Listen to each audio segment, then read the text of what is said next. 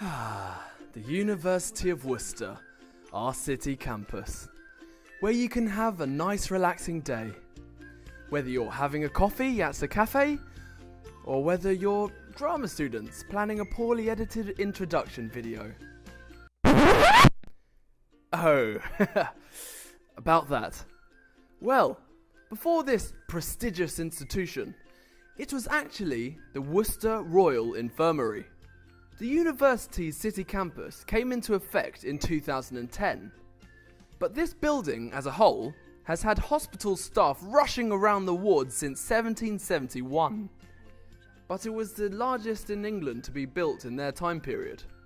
The majority of the wards have been demolished, yet some still remain and have been transformed into a learning-friendly campus. So, how does one get information about life in the wards?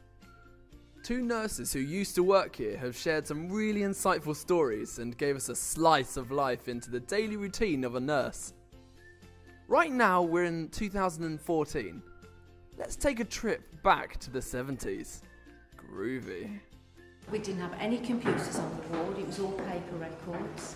You wrote your records by hand, there were patient files and folders. Probably the biggest thing technology-wise would have been like in the path labs and the blood labs where they did all the screening and the blood tests. We didn't really see any technology on the wards as such. The biggest thing for maybe Ronkswood was like the coronary care unit, which was a bit... And then they started it, and here there was intensive care unit, ITU. And one of the things that I saw when I worked in the emergency department in A&E here, we had a young man who lost his hand in a road traffic accident, and it was a really, really big thing because they got people up from Gloucester, and he was in theatre for about 12-15 hours. But it was one of the first times they'd ever managed to reconnect the hand back. So it was a really, oh wow. But technology, no, not really. Even we know like you use calculators for maths and that. When the patients had drips and you had to work out a bag of fluid, had to go through in 8 hours. We used to have lollipop sticks in our top pocket with the calculations written on. I mean, that was our computer, our calculator, your lollipop stick with all the calculations written on. That's why nurses had to have a basic maths education, didn't it? English, maths and biology. This ward would have been what they call a Nightingale ward, and that means not like now when you've got beds that are in lots of little rooms or individual rooms. You used to have like 20. So a bit like on there, yes. And then the sister's office, and although the sister hardly ever came out of her office, she always knew exactly what was happening on the wards. If somebody sneezed and that, and she would make an appearance for the consultants. The student nurses, Right, okay. and then and there were pupil nurses, Right. and then there were enrolled nurses and state registered nurses. Okay. And from those you get, those were the staff nurses. There were enrolled nurses and staff nurses, and you could get senior staff nurses, and then you would get the sister, who would be one of on the ward, and then the matron was higher than the sister, and they used to be sort of in charge of maybe 4 wards, or like there'd be a matron here for theatres, there'd be a matron here for the children's ward, there'd be a matron, and they were sort of really senior.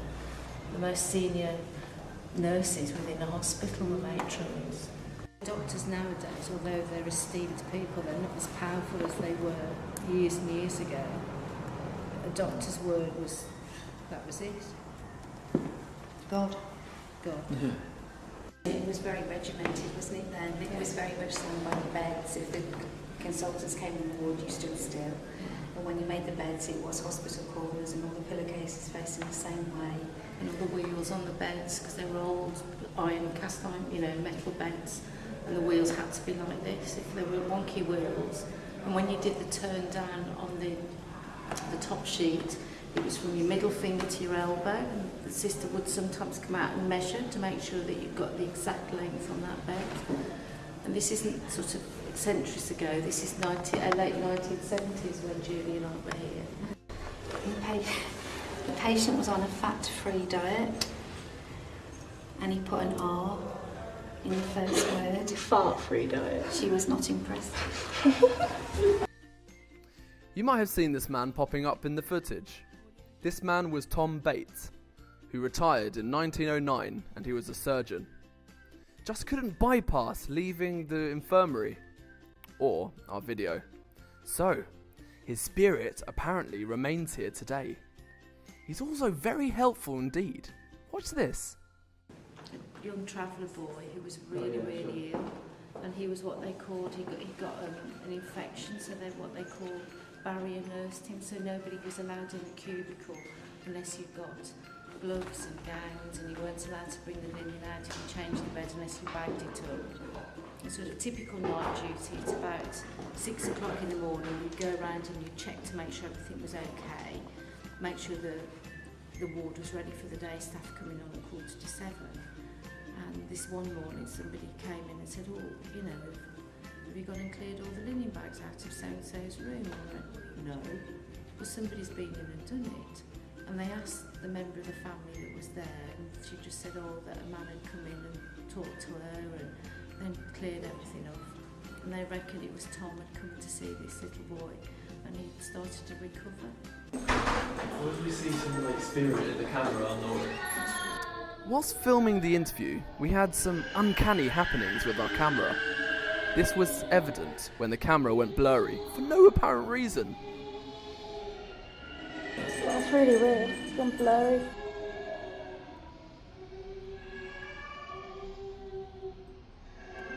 On that note, it's up to you to explore the different characters and procedures of this hospital's early times. Now, I'll pass you over to Kate, our tour guide, to show you around the old Worcester Royal Infirmary.